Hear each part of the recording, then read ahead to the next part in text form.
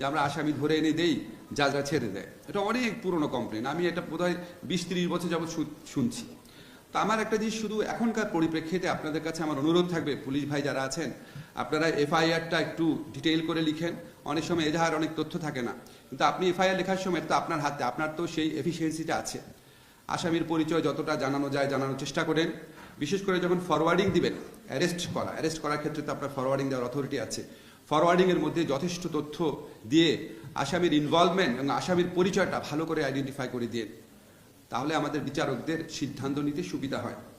আমাদের যারা জাজরা আছেন তাদের কাছে আমার অনুরোধ, আপনারা যে bigger picture of law and order situation, এটা মাথায় রাখবেন।